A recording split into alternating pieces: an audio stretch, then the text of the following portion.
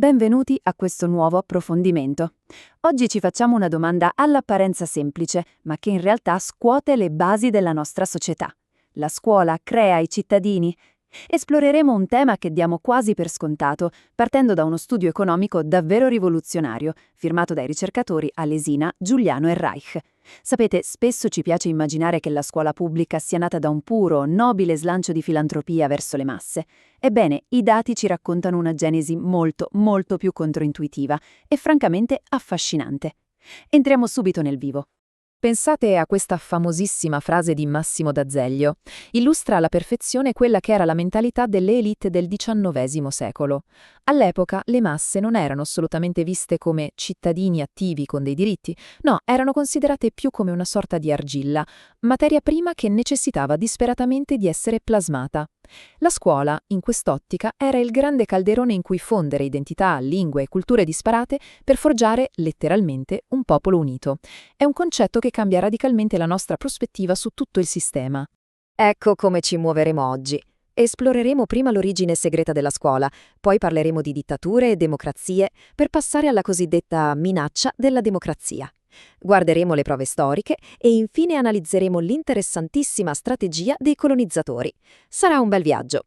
Partiamo dal primo punto della nostra lista, l'origine segreta della scuola. Dobbiamo sfatare subito un mito. La scuola di massa non è nata per puro altruismo. Le vere motivazioni erano freddamente strategiche. Si riassume tutto nel concetto di nation building, la costruzione della nazione. Attenzione, non stiamo parlando di state building, cioè costruire uffici pubblici o riscuotere le tasse. Il nation building è un processo calcolato, è l'arte di far sentire le persone parte di un unico grande gruppo, così che sentano di avere qualcosa in comune e non vogliano, per esempio, dividere il paese. E indovinate un po', le aule scolastiche erano lo strumento perfetto per farlo. Questo pensiero di Napoleone del 1805 fa centro in pieno. Già all'inizio dell'Ottocento i leader politici avevano capito tutto. Le scuole elementari erano dei formidabili strumenti ideologici. Insegnare la lealtà al sistema fin da quando i bambini sapevano a malapena camminare era banalmente il modo più economico ed efficace per prevenire il disordine e stabilizzare i regimi nel lungo termine. Passiamo al secondo capitolo: dittature, democrazie e nazioni. Lo studio che stiamo analizzando usa un modello economico geniale per spiegare tutto questo. Si basa sulla cosiddetta teoria della distanza. In parole povere, immaginate che ogni cittadino abbia le proprie idee politiche. Se le scelte del governo sono troppo lontane da quegli ideali, il cittadino soffre, prova un costo, un'insoddisfazione. Se questo malcontento cresce troppo, alcune regioni potrebbero persino voler fare secessione. L'istruzione agisce chimicamente per ridurre questa distanza, omogeneizza le menti e le tiene vicine al centro del governo.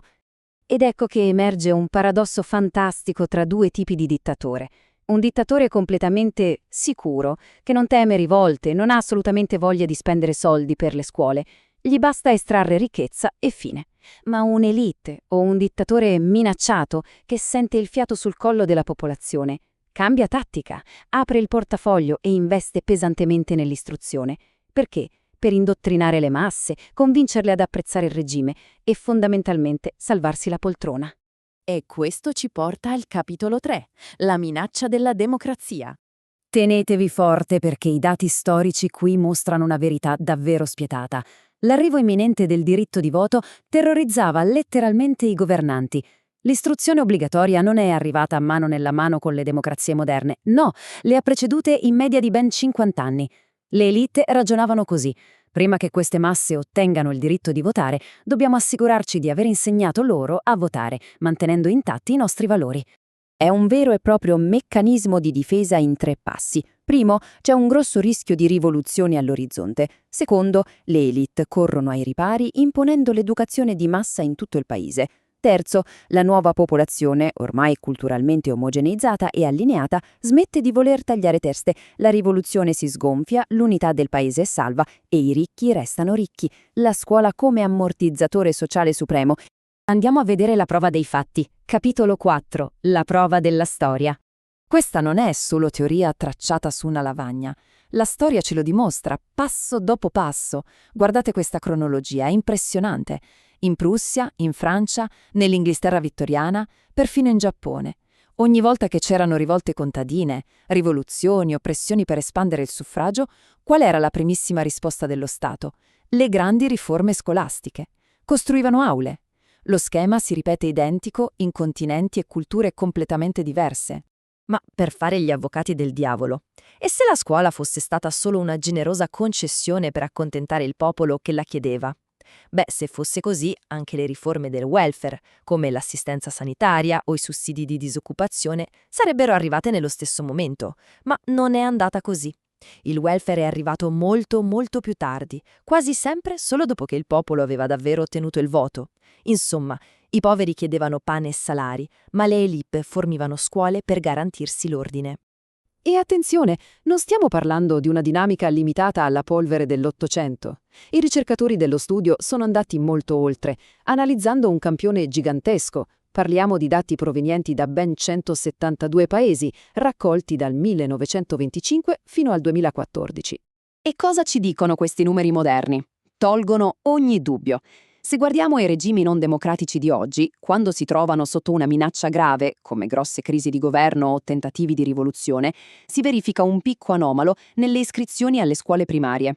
Parliamo di aumenti superiori al 20% nel decennio successivo. La regola d'oro resiste. Quando il trono scricchiola, la macchina dell'educazione accelera al massimo. Ed eccoci al capitolo 5, l'ultimo, la strategia dei colonizzatori. Questo è forse il passaggio più rivelatore. L'eccezione che conferma la regola in modo quasi drammatico. Abbiamo visto che le élite locali costruivano scuole per creare un'identità e non essere rovesciate, ma gli imperi coloniali. Loro potevano sempre salire sulle navi e tornare in madrepatria, non avevano alcun incentivo a creare una forte identità nazionale nel paese occupato. Anzi, la loro logica era il divide et impera, mantenevano deliberatamente la popolazione frammentata, divisa, per evitare che facessero fronte comune in una ribellione collettiva. Questo approccio, decisamente cinico, lo ritroviamo ovunque. Nei Caraibi britannici la scuola obbligatoria venne bellamente ignorata per decenni. In Kenya, i funzionari inglesi cercarono in ogni modo di ostacolare una lingua ponte come lo Swahili, per paura che potesse unire le varie tribù. E in Etiopia, le autorità coloniali italiane spinsero affinché si insegnasse quasi solo nei dialetti locali, col preciso e dichiarato intento di seminare disunità tra i popoli etiopi. E così arriviamo alla conclusione del nostro viaggio. Quando guardiamo i dati crudi e la storia con la S maiuscola, l'immagine super romantica dell'istruzione pubblica che abbiamo in testa sfuma un po'. L'intero sistema scolastico moderno è stato modellato a livello globale dal nudo e crudo bisogno delle élite di sopravvivere. L'educazione di massa non fu progettata per liberare, ma per assorbire pacificamente e controllare le enormi sfide che sarebbero arrivate con il suffragio universale. E alla luce di tutto questo, la ricerca ci lascia con un interrogativo molto molto potente. Proviamo a guardare a come oggi inquadriamo e valutiamo l'insegnamento, dall'asilo fino alla fine del liceo. Quanto dell'antico design di controllo sociale vive ancora oggi tra i nostri banchi di scuola? Stiamo davvero formando pensatori critici o solo cittadini obbedienti? È una chiave di lettura affascinante per rileggere le istituzioni che ci circondano. Noi ci fermiamo qui, ma voi continuate a pensarci. Grazie per aver seguito questo approfondimento tra i numeri e la storia. Alla prossima!